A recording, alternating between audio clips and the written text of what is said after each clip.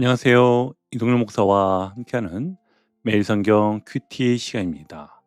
오늘 우리가 함께 나눌 본문은 고린도전서 15장 50절에서 58절 말씀입니다. 여러분, 우리는 며칠 동안 고린도전서 15장을 통해 부활의 말씀을 계속 묵상하고 있습니다. 고린도전서 15장은 흔히 부활장이라고 불립니다. 그래서 바울은 먼저 1절에서 11절까지 복음의 핵심을 다시 정리해 주었지요. 그리스도께서 우리 죄를 위하여 죽으시고 장사 지낸 바 되셨고 성경대로 사흘 만에 다시 살아나셨다는 것이었습니다. 그리고 12절부터 34절까지는요. 죽은 자의 부활이 없다면 어떤 일이 벌어지는지를 말해줍니다. 부활이 없다면 그리스도도 다시 살아나지 못하셨고 우리의 믿음도 헛되고 우리는 여전히 죄 가운데 있으며 그리스도 안에서 잠자는 자들도 망한 것이라고 했지요. 그리고 35절부터 49절까지는 죽은 자들이 어떻게 다시 살아나며 어떠한 몸으로 오느냐는 질문에 답했습니다. 바울은 씨앗의 비유를 통해 설명했는데요.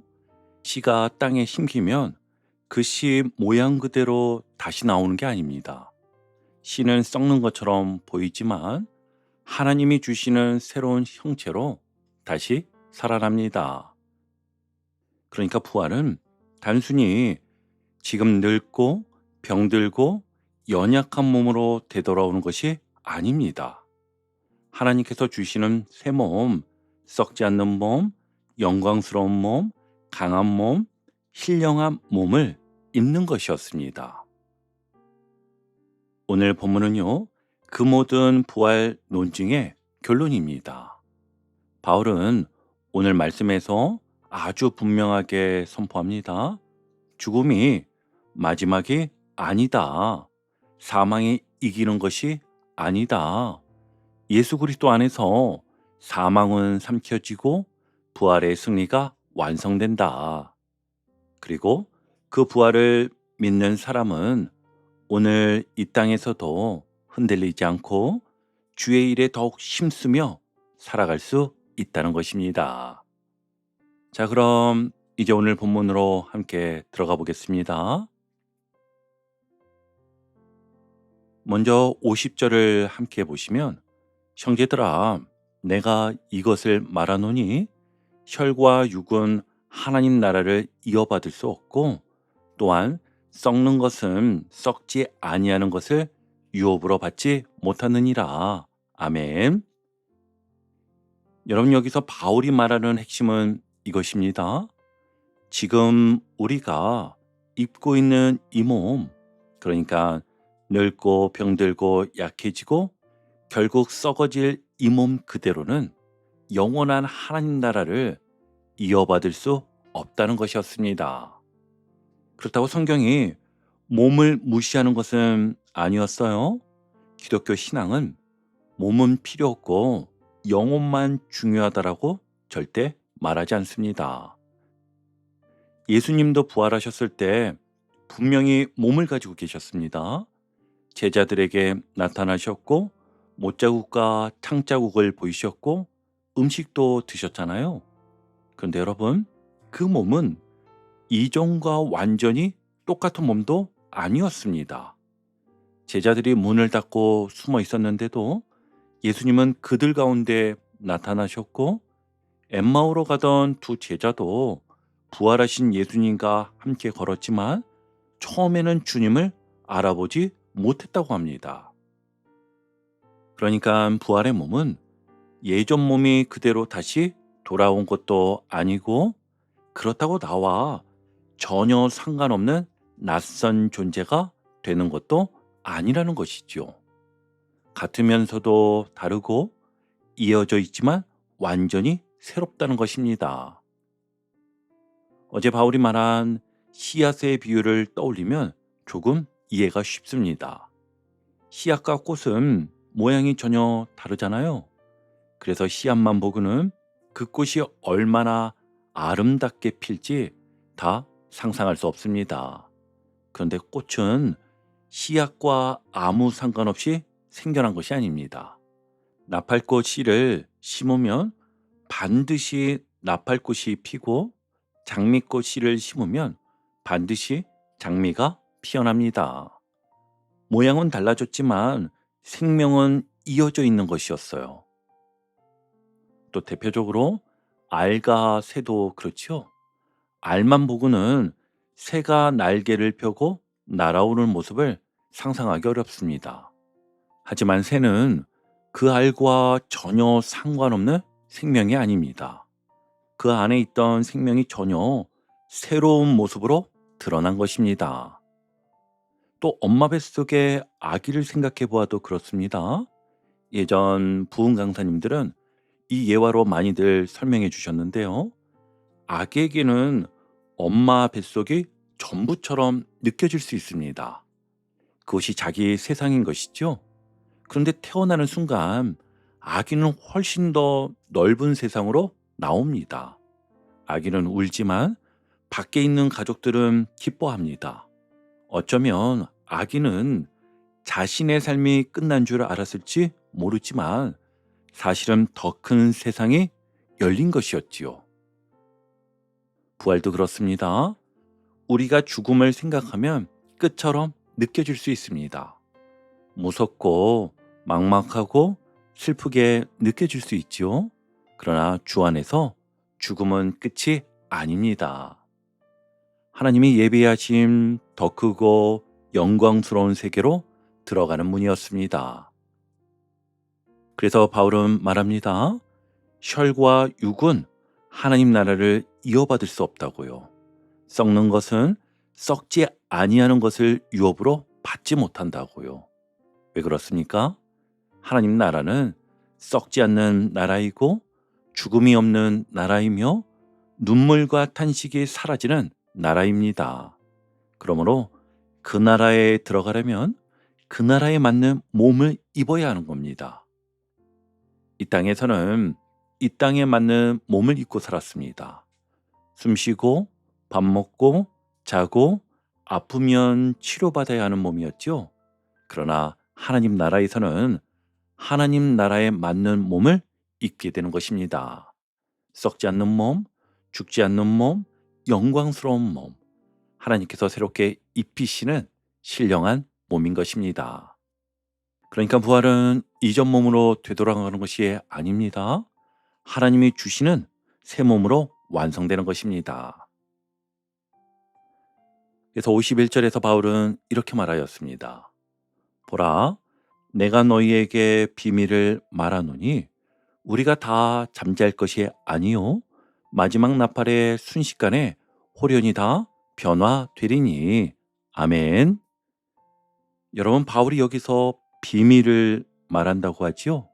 그런데 이 비밀은 몰래 숨겨둔 암호 같은 것이 아니에요. 하나님께서 믿는 자들에게 열어주신 부활의 약속을 말합니다. 물론 우리는 그날의 일을 다 설명할 수는 없습니다.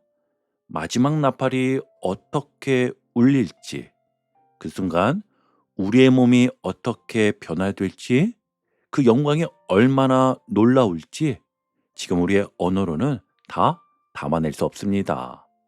하지만 성경은 우리가 붙들어야 할 한 가지를 분명히 말해줍니다. 변화된다.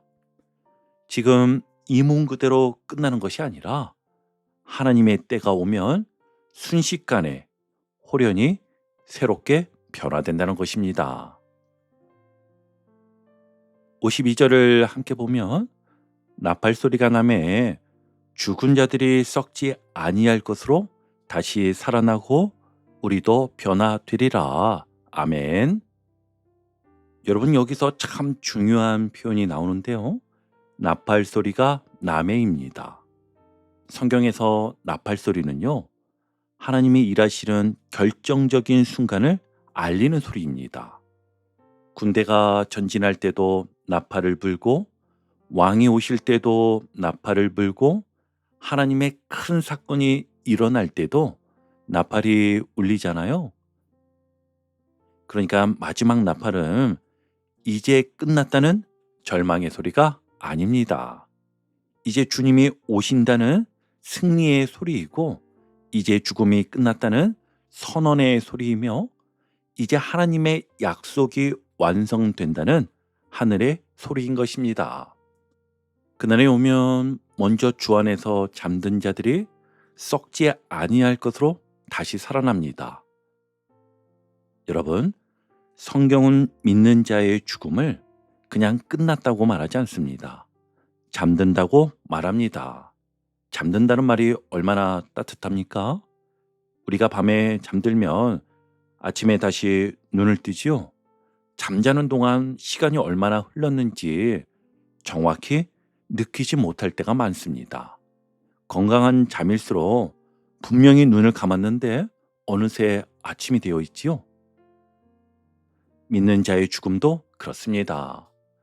우리 눈에는 장례식장이고, 우리 마음에는 이별이고, 우리에게는 눈물입니다. 하지만 주 안에서 죽음은요, 완전한 소멸이 아니었습니다. 끝없는 어둠 속으로 사라지는 것이 아니었습니다. 주 안에서 잠드는 것입니다. 그리고 마지막 나팔이 울릴 때 주님께서 깨워주십니다. 일어나라. 이제 썩지 않을 몸을 입어라. 이제 죽지 않을 생명으로 들어오라. 이 얼마나 놀라운 소망입니까? 그래서 바울은 53절에서 다시 한번 심주어 말합니다. 이 썩을 것이 반드시 썩지 아니할 것을 입겠고, 이 죽을 것이 죽지 아니함을 입으리로다. 아멘. 여러분, 여기서 반드시라는 말이 참 중요합니다. 부활은요, 막연한 기대가 아닙니다. 그랬으면 좋겠다, 이 정도의 바람도 아니었어요. 하나님이 정하신 약속입니다. 우리는 지금 썩을 몸을 입고 살아갑니다. 그래서 아프기도 하고, 지치기도 하고, 늙어가기도 하고, 어느 날은 내 몸이 내 마음처럼 따라주지 않을 때도 있습니다. 어디 몸만 그렇습니까? 마음도 그렇습니다. 또 경제적으로 막막할 때가 있습니다. 관계가 무너지면서 마음이 찢어질 때도 있습니다. 청년들은요, 미래가 보이지 않아 답답할 때도 있고요. 또 환우들은 하루하루 몸의 통증과 싸우며 내가 다시 좋아질 수 있을까 묻게 될 때가 있습니다. 그런데 오늘 말씀은 우리에게 이렇게 말합니다. 지금의 아픔이 너의 마지막은 아니다. 지금의 약함이 너의 전부는 아니다. 지금의 실패가 너의 결론은 아니다. 하나님은 반드시 새롭게 하신다. 여러분, 오해하면 안 되는 것이, 이 부활은 먼 훗날 천국에서만 필요한 교리가 아닙니다. 부활은 오늘 아침 무거운 몸을 일으켜 하루를 시작하는 우리에게 필요한 능력입니다. 마음이 무너졌지만 다시 기도 자리에 앉는 사람에게 필요한 소망이고, 아픈 몸으로도 주님을 바라보는 환우에게 주시는 위로이며, 미래가 불안하지만 믿음으로 오늘을 살아내려는 청년에게 주시는 힘입니다. 오늘 내 몸은 여전히 아플 수 있습니다. 오늘 내 형편은 아직 전혀 풀리지 않을 수도 있지요. 또 오늘 내 마음은 여전히 무거울 수도 있습니다. 그러나 이거 하나는 분명합니다. 하나님은 썩을 것을 썩지 않을 것으로 입히시는 분입니다. 또 죽을 것을 죽지 아니함으로 입히시는 분이시며, 연약한 우리를 영광스럽게 변화시키는 분입니다. 그러므로 우리는 절망에 갇히지 않아도 됩니다. 오늘 하루를 겨우 버티는 마음이 아니라 부활의 주님께 붙들려 다시 살아내는 마음으로 걸어갈 수 있습니다. 마지막 나팔이 울릴 그날 우리는 알게 될 것입니다. 정말 주님의 약속이 맞았구나. 내 눈물도 끝이 아니었구나. 내 아픔도 마지막이 아니었구나. 주님이 결국 나를 새롭게 하셨구나. 이 소망이 오늘 우리의 마음을 다시 일으켜 세우는 것입니다. 여러분, 부활을 믿는 사람은 오늘의 문제를 작게 보는 사람이 아닙니다. 문제가 아프지 않다고 말하는 사람도 아니고요. 다만 오늘의 문제를 마지막 결론으로 보지 않는 사람입니다. 그러면 오늘 우리는 어떻게 살아야 할까요? 저는 이렇게 세 가지를 한번 생각해 보았습니다. 제일 먼저는요, 지금 붙들고 있는 두려움에 이름을 붙여보는 겁니다. 막연히 힘들다라고만 하지 말고 내가 무엇을 두려워하는지 하나님 앞에 정직하게 말해 보십시오. 하나님, 저는 경제 문제가 두렵습니다. 하나님, 이 관계가 깨질까봐 두렵습니다. 하나님, 제 몸이 더 나빠질까봐 두렵습니다. 하나님, 제 미래가 보이지 않아 두렵습니다. 두려움을 숨기지 말고 주님께 정확하게 가져가는 겁니다. 부활 신앙은요, 나는 두렵지 않다고 두려움이 없는 척 하는 것이 아니라 두려움을 가지고도 주님 앞에 서는 것입니다. 오늘 정확하게 이름을 붙여서 주님께 가지고 나아가는 모두가 되시기 바랍니다. 그리고 두 번째는요, 오늘의 연약함을 영원한 실패로 단정하지 마십시오. 몸이 아프다고 해서 내 인생이 끝난 것이 아닙니다. 취업이 늦어진다고 해서 내 미래가 사라진 것이 아닙니다. 관계가 흔들린다고 해서 하나님이 나를 버리신 것이 아닙니다. 썩을 것이 썩지 아니할 것을 잊게 하시는 하나님은 오늘 우리의 무너진 마음도 다시 일으키실 수 있습니다. 그러므로 오늘 이렇게 고백해 보십시오. 주님, 이것이 끝이 아님을 믿습니다. 부활의 주님이 나의 마지막을 붙들고 계심을 믿습니다.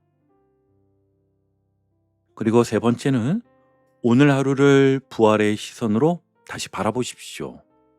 회사에서 인정받지 못해도, 가정에서 내 마음을 몰라줘도, 교회 안에서 섭섭한 일이 있어도 그 일이 내 인생의 최종 판결은 아닙니다.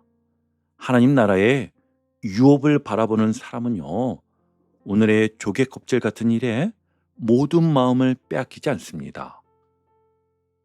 진주를 발견한 사람은 작은 비교와 경쟁에 덜 흔들립니다. 부활의 소망은요, 우리 마음의 시선을 조금 더 높여줍니다. 오늘 하루를 버티는 마음이 아니라 주님 안에서 다시 살아내는 마음으로 바꿔줄 것입니다. 자, 이제 두 번째 단락인데요. 바울은 여기서 부활의 절정을 선포합니다. 54절을 함께 보시면, 이 썩을 것이 썩지 아니함을 잊고 이 죽을 것이 죽지 아니함을 입을 때에는 사망을 삼키고 이기리라고 기록된 말씀이 이루어지리라. 아멘. 여러분, 이 말씀은 정말 강력한 선언입니다. 사망을 삼키고 이기리라. 아멘. 우리는 보통 반대로 생각합니다. 죽음이 생명을 삼킨다고 생각하잖아요. 그래서 죽음이 찾아오면 모든 것이 끝나는 것처럼 보입니다. 꿈도 멈추고 사랑하는 관계도 끊어지는 것 같고 함께했던 시간도 다 사라지는 것 같습니다. 그런데 오늘 성경은 완전히 반대로 말합니다. 마지막에는 죽음이 생명을 삼키는 것이 아니라 생명이 죽음을 삼킨다고 합니다. 이것이 부활의 승리인 것입니다. 예수님은 죽음 안으로 들어가셨습니다. 십자가에서 실제로 죽으셨고 무덤에 장사되셨지요. 그런데 죽음이 예수님을 붙잡지 못했습니다. 무덤이 예수님을 가두지 못했고 사망이 예수님을 이기지 못했습니다. 예수님께서 다시 살아나셨기 때문입니다. 그러니까 부활은요, 단순히 죽었다가 다시 살아났다는 사건만이 아닙니다. 죽음의 권세가 무너졌다는 선언이었고 사망이 더 이상 마지막 말을 할 수 없게 되었다는 선포였던 겁니다. 그래서 바울은 55절에서 이렇게 외치지요. 사망아, 너의 승리가 어디 있느냐? 사망아, 네가 쏘는 것이 어디 있느냐? 아멘. 여러분, 바울은 사망 앞에서 벌벌 떨고 있지 않습니다. 오히려 사망을 향해 묻고 있습니다.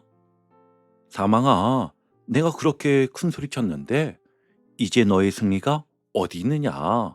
사망아, 네가 사람들을 그렇게 두렵게 했는데 이제 내가 쏘는 것이 어디 있느냐?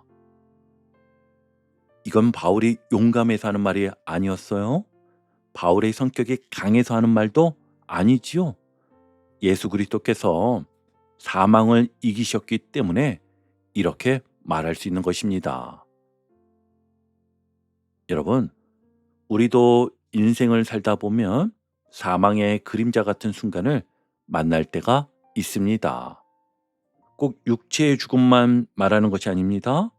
경제가 막히면 마음이 무너지고요. 관계가 끊어지면 삶이 끝난 것처럼 느껴지잖아요. 몸이 아프면 내일이 두려워지고요. 청년들은 미래가 보이지 않을 때 내 인생이 여기서 멈춘 거 아닌가 하는 그 마음이 들기도 합니다. 그럴 때 우리 마음에는 이런 소리가 들릴 수 있습니다. 이제 끝났다.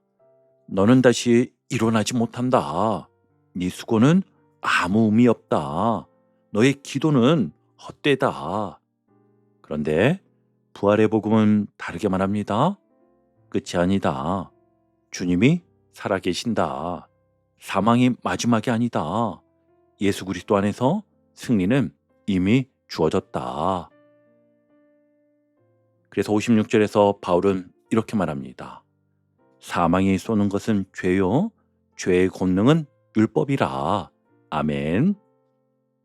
이 말씀을 너무 어렵게 생각하지 않으셔도 됩니다. 죽음이 우리를 두렵게 하는 가장 깊은 이유는 단지 몸이 사라지기 때문만은 아닙니다. 우리 안에 죄가 있기 때문이기도 하지요. 죄는 하나님과 우리 사이를 멀어지게 하는데요. 죄는 우리를 정죄감 속에 묶어둡니다. 또 율법은 그 죄를 분명히 드러냅니다. 마치 병원에서 검사를 했는데 내 안에 병이 있다는 사실이 드러나는 것과 같습니다. 검사는 병을 보여줄 수는 있지만 그 자체가 병을 고쳐주지는 못하지요. 율법도 그렇습니다. 율법은 우리가 죄인이라는 사실을 드러냈지만 그 자체로 우리를 구원하지 못합니다. 그런데 감사한 것은 예수님께서 바로 그 자리로 오셨다는 것이지요. 예수님은 우리의 죄를 대신 지고 십자가에 달리셨습니다. 우리가 받아야 할 정죄를 대신 받으셨고 그리고 부활하심으로 죄와 사망의 권세를 깨뜨리셨지요. 그래서 57절이 나오는 것입니다. 우리 주 예수 그리스도로 말미암아 우리에게 승리를 주시는 하나님께 감사하노니. 아멘. 여러분, 승리는 우리가 만든 것이 아니었어요. 하나님이 주신 것입니다. 우리가 죄를 완전히 이겨서 승리한 것이 아닙니다. 우리가 죽음을 두려워하지 않을 만큼 강해서 승리한 것도 아니죠. 그렇다고 우리가 율법의 기준을 다 지켜서 승리한 것도 아닙니다. 우리 주 예수 그리스도로 말미암아 하나님이 우리에게 승리를 주신 것입니다. 그러므로 오늘 우리가 붙들어야 할 첫 번째 실천은 이것입니다. 첫 번째는요, 사망이 속삭이는 말을 그대로 믿지 마십시오. 마음이 무너질 때 사망의 소리를 반복해서 듣지 말고 오늘 57절 말씀을 꼭 붙드시길 바랍니다. 우리 주 예수 그리스도로 말미암아 우리에게 승리를 주시는 하나님께 감사하노니 아멘. 상황이 아직 승리처럼 보이지 않아도, 내 감정이 아직 회복되지 않았어도 이 말씀을 붙드는 겁니다. 주님, 승리는 제 힘으로 만드는 것이 아니라 주님이 주시는 줄 믿습니다. 이 고백이 오늘 우리 마음을 다시 세우는 시작이 될 것입니다. 그리고 바울은 마지막 58절에서 고린도전서 15장의 결론을 이렇게 맺습니다. 그러므로 내 사랑하는 형제들아, 견실하며 흔들리지 말고 항상 주의 일에 더욱 힘쓰는 자들이 되라. 이는 너희 수고가 주 안에서 헛되지 않은 줄 알미라. 아멘. 여러분, 바울이 참 놀랍지 않습니까? 부활을 말하고 마지막 나팔을 말하고 사망을 이기는 승리를 말하더니 결론에서 이렇게 말합니다. 그러므로 흔들리지 말라. 그러므로 견실하라. 그러므로 주의 일에 더욱 힘쓰라. 그러니까 부활 신앙은요, 현실을 잊어버리게 만드는 신앙이 아니었어요. 오히려 오늘의 현실을 더 견고하게 살아가게 만드는 힘입니다. 그래서 두 번째 실천은 이것입니다. 주 안에서의 작은 수고를 멈추지 마십시오. 주의 일은 꼭 교회 안에서 큰 일을 맡는 것만이 아닙니다. 가정에서 화를 참는 거, 자녀를 위해 포기하지 않고 기도하는 거, 회사에서 정직하게 일하는 거, 관계 속에서 먼저 부드러운 말을 건네는 거, 아픈 몸으로도 믿음을 놓지 않는 거, 청년의 자리에서 신앙의 중심을 지키는 거, 이 모든 것도 주님 안에서는 귀한 수고입니다. 사람이 알아주지 않아도 괜찮습니다. 당장 열매가 보이지 않아도 괜찮습니다. 주 안에서 드린 수고는 하나도 헛되지 않습니다. 그러니 오늘 할 수 있는 작은 순종 하나를 붙으십시오. 미뤄둔 전화 한 통을 하십시오. 사과해야 할 말이 있다면 오늘 전하십시오. 기도해야 할 사람이 떠오르면 그냥 지나치지 마십시오. 내가 맡은 자리에서 정직하게 한 걸음 더 걸으십시오. 그리고 세 번째 실천은 이것입니다. 세 번째는 감사로 마음의 방향을 다시 돌리십시오. 바울은 사망을 말하다가 감사로 나아갑니다. 죄와 율법을 말하다가 우리에게 승리를 주시는 하나님께 감사하노니 이렇게 고백합니다. 감사는요, 상황이 다 좋아졌기 때문에 하는 말만은 아닙니다. 아직 흔들리고 있어도 하나님이 나를 붙들고 계심을 믿는 고백입니다. 오늘 형편이 다 풀리지 않았어도 이렇게 고백해 보십시오. 주님, 오늘도 저를 붙들어 주셔서 감사합니다. 주님, 제 수고가 주 안에서 헛되지 않음을 믿습니다. 주님, 부활의 승리로 오늘도 다시 살아내게 하옵소서. 여러분, 오늘 하루 또 이번 한 주 흔들리는 일이 있어도 완전히 무너지지는 마십시오. 몸이 약해도 믿음의 손을 놓지 마십시오. 형편이 어려워도 하나님을 원망하는 자리로 가지 마십시오. 관계가 힘들어도 사랑을 포기하지 마십시오. 미래가 불안해도 주 안에서의 수고를 멈추지 마십시오. 예수 그리스도 안에서 사망은 이미 삼켜졌고 승리는 이미 우리에게 주어졌습니다. 오늘도 그 승리를 붙들고 견실하게 흔들리지 않게 주의 일에 더욱 힘쓰는 하루가 되시기를 주의 이름으로 축복합니다. 아멘.